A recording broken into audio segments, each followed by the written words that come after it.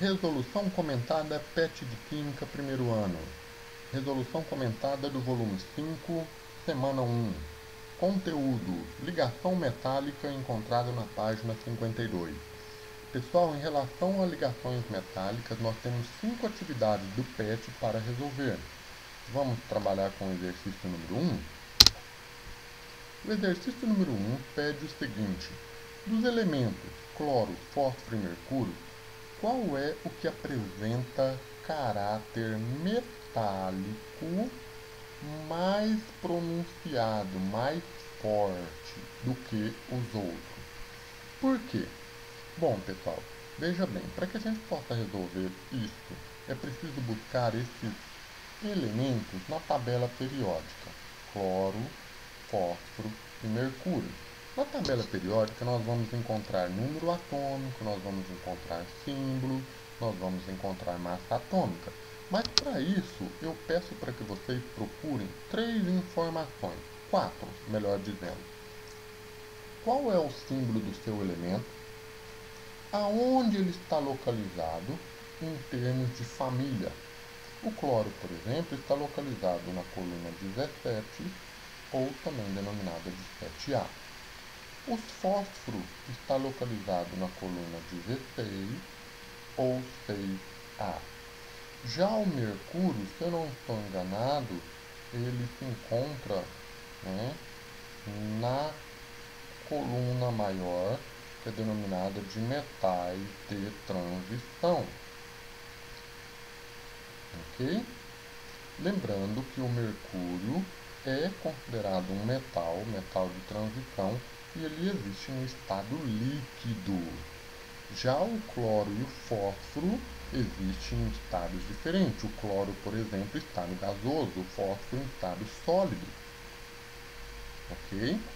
Outra coisa importante: cloro é um halogênio, fósforo é um não metal, mercúrio é um metal. O fato de vocês olharem o nome das famílias e divisão da sua presença na tabela periódica já lhe permite pronunciar quem tem maior caráter metálico. Mas eu vou usar o artifício do número atômico para cada um, 17, 15 e 20, para realizar o que? A distribuição eletrônica. Essa distribuição eletrônica é de suma importância para determinar a razão de quem tem o caráter mais metálico. Então veja que todos os elementos nós fizemos a distribuição eletrônica. No caso do cloro, o número atômico 17, a distribuição é 1s2, 2s2, 2p6, 3s2, desculpa o erro, 3p5. Quando eu pego o número 2, 2, 6, 2 e 7, somando é o número de elétrons, 17. Logo, o número de elétrons aqui é igual ao número atômico. Não houve ganho, não houve perda. A mesma coisa eu faço para o fósforo. 1s2, 2s2, 2p6, 3s2, 3p3. Ao somar, você tem 15 elétrons, número atômico 15. Já o mercúrio, cujo número atômico é 80, deu uma distribuição muito grande. Mas cabe lembrar que a última camada do mercúrio é a última numeração. Quando eu falo última, não é que está no final da linha, que é o 4F14, mas a última em termos de numeração maior, o 6F2. Ok? Então veja, para considerarmos como os metais perdem elétrons com facilidade. Quem vai perder elétrons com facilidade? Se nós observarmos a última camada para perda. É aquele que contém 2, é aquele que contém 5 ou aquele que contém 7. Se usarmos esse artifício, poderemos escolher o mercúrio e não o fósforo e o cloro. Porque o fósforo tem 5 elétrons na última camada e o cloro tem 7. É mais fácil ele ganhar do que perder esses 2 elétrons. Para ter a regra de octeto, que é a regra que determina que precisa ter 8 elétrons na última camada. Portanto, ficamos com a seguinte colocação. Caráter metálico é uma propriedade periódica que relaciona a tendência de um átomo em perder elétrons. Quem vai perder elétrons aí entre o cloro, fósforo e mercúrio?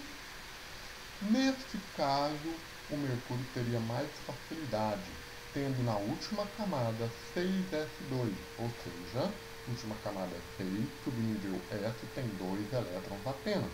E como que fica representado essa perda? Mercúrio de carga 0, mercúrio de carga 2+, mais os 2 elétrons que foi perdido para o meio externo, ok? Então, quem tem o maior caráter metálico? Mercúrio. Depois eu poderia até escolher fósforo como não metal em seguida e cloro na última posição, ok? Atividade 2. Bom, pessoal, a atividade 2 depende da leitura do texto da semana 1. Por isso que ele fala retorne à atividade inicial. O que é uma amálgama? Eu trago aqui para vocês uma resposta retirada dali do texto de leitura. É uma liga metálica com 2 ou mais metais em forma de substância composta. Por exemplo, a amálgama de potássio, AlCl3. É átomo de alumínio combinado com átomos de cloro. Na letra B, a amálgama de potássio pode ser explicada com base na teoria da ligação metálica? Justifique sua resposta. Bom, pessoal, a amálgama de potássio é formado, no caso, por alumínio e cloro. Ele é uma ligação metálica? Pois bem, quando se fala de amálgama, eu estou falando de uma liga metálica. Então, eu tenho possivelmente 2 ou mais metais. Neste caso, a nossa amálgama de potássio não é simplesmente a AlCl3. Essa amálgama de potássio que eles estão falando é aquela combinada com mercúrio, segundo o texto. Então, eu tenho alumínio e mercúrio, que são metais, e Cl3, que é um não metal. O Cl, no caso, é o cloro. Ok? Se pesquisarmos as aplicações das amálgamas, vamos encontrar inúmeras possibilidades, mas as duas principais são uso no tratamento de dente, área odontologia, e também podemos usar amálgama de alumínio para espalhamento em vidro, visando formação de espelho. Então, chama-se espalhamento de vidro ou espelhamento. Ok? Essa é a atividade 2. A atividade 3 também é uma questão conceitual e teórica. Segurando com as mãos um objeto de cobre, mão esquerda, objeto de cobre, no outro um objeto de madeira, no interior de um recipiente com água fervendo, observa-se que o cobre aquece mais rapidamente. Explique essa diferença com base na teoria estudada. Bom, pessoal, a teoria estudada é a teoria da formação da ligação metálica. E quando nós temos que comparar esses dois metais, eu tenho que pensar em quem tem natureza metálica. Cobre ou madeira? Não há sombra de dúvidas, né? O cobre. Professor, mas como que eu vou explicar com base na teoria? Pois bem, os átomos de cobre podem sofrer perda de elétrons. E esses elétrons estão ao redor dos átomos de cobre do fio que nós temos aqui em questão. Ok? Já na madeira, ela é formada de celulose. A celulose são átomos de carbono, átomos de hidrogênio e átomos de oxigênio, em grande quantidade. São átomos de elementos no qual nós formos classificar, não temos nenhum metal na fórmula principal. Já no caso do fio de cobre, pode ser cobre puro ou cobre combinado. Bom, se eu tenho átomos de metal, esses átomos de metal podem perder elétrons. Perdendo elétrons, eles ficam ao redor da separação dos átomos de vários metais, inúmeros metais. Logo, quando eu aqueço com a ajuda de uma água fervendo, ou seja, uma troca de energia entre o material e água fervendo, esse material, por exemplo, pode sim ser aquecido, quando você pega esse objeto com as mãos. Por quê? Porque esses elétrons repassam a energia do calor da água fervendo para os demais átomos. E logo todos os átomos do fio de cobre estão energizados diante da situação. Então ele absorve com mais facilidade o que? A energia do material. Ao contrário, né, da madeira, cuja absorção é quase nula. Então qual a resposta certa? O cobre é um material metálico com elevada capacidade de conduzir calor, enquanto a madeira é o oposto, contrário, não tem essa capacidade. Quando ela tem a capacidade de conduzir calor, é no processo de queimada e deteriorização do material. Ok? Atividade 4. Nenhuma teoria convencional de ligação química é capaz de justificar as propriedades dos compostos metálicos. O que se pede? Se pede que, com base nas afirmações que estão sendo destacadas sobre íons metálicos, mar de elétrons ao redor, né, formação de cátions, qual é a afirmação correta dos metais? Letra A. Ele tem elevada condutividade elétrica? Sim. E baixa condutividade térmica? Baixa não. Tem alta condutividade térmica. São solúveis em solventes apolares e possuem baixa condutividade? Solúveis? Olha, essa solubilidade é a capacidade de se dissolver no material. Eu não acredito nessa sentença, muito menos quando possuem baixas condutividades térmicas e elétricas. Letra C. São insolúveis em água e possuem baixa condutividade elétrica?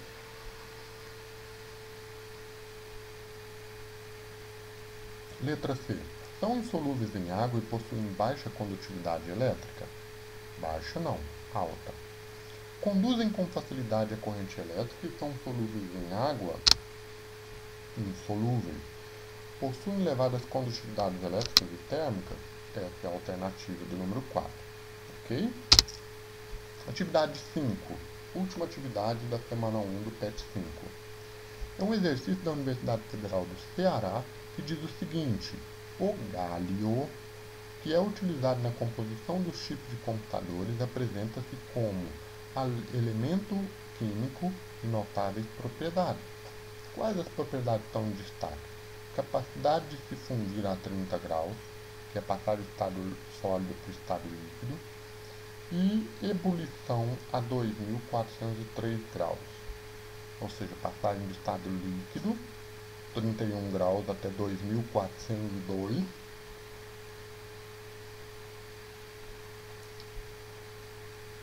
aí pede para avaliar o seguinte: com relação a esse elemento, é correto afirmar qual elemento? O elemento gálio. Sua configuração no estado fundamental é configuração de gás nobre, 3D10, 4F2 e 4P1. O que acontece? Essas informações de fundir e ebulição não contribuem tanto para responder a letra A. Mas para responder a letra A, eu posso fazer a distribuição eletrônica do elemento gálio. Eu tenho que procurar ele na tabela periódica, identificar com o número atômico 31 e fazer a distribuição. Né? Na última camada, que é a quarta, 4F2 e 4P1, nós temos 3 elétrons, certo? E antes dele, eu tenho 3D10. Então, eu tenho configuração igual do gás neônio, 3D10, 4F2 e 4P1. O gálio tem a capacidade de formar ânion. Dá uma olhadinha na última camada que eu circulei, 3 elétrons. Pelo contrário, ele tem a capacidade de formar o que? Cátion, tá? E não ânion. A letra B apresenta no estado fundamental 3 elétrons desemparelhados, encontra-se no estado líquido, sempre no estado líquido, independente da temperatura. Olha, ele não vai se encontrar sempre no estado líquido. Ou hora ele vai ser sólido, ou hora vai ser líquido, ou vai ser gasoso. Então, esse sempre no estado líquido não é correto para a afirmação. Seu íon mais estável é o galho 3+. Por que é o galho 3+? Porque é aquele que perdeu 3 elétrons. Esses 3 elétrons vêm do 4s2 e do 4p1. E o 3d10 é da camada anterior. Então, se ele perder esses 3 elétrons, ele transforma em Ga3+. Ok? Resultado da mesma configuração eletrônica do neônio. Olha, desculpa, mas não é neônio, é argônio. Ok? Letra D. Apresenta-se no estado sólido em temperaturas acima de 30 graus. Acima de 30 é no estado líquido, certo? Estado líquido em temperaturas abaixo de 2403. Tudo bem. Mas estado sólido acima de 30 não. Ok? Na letra E. Experimenta o processo de fusão ao ser mantido por um longo período de tempo em contato com a mão de um ser humano. Então, a nossa alternativa correta é a letra E. Ok, pessoal? Essa foi a resolução das atividades da semana 1. Espero vocês na próxima semana.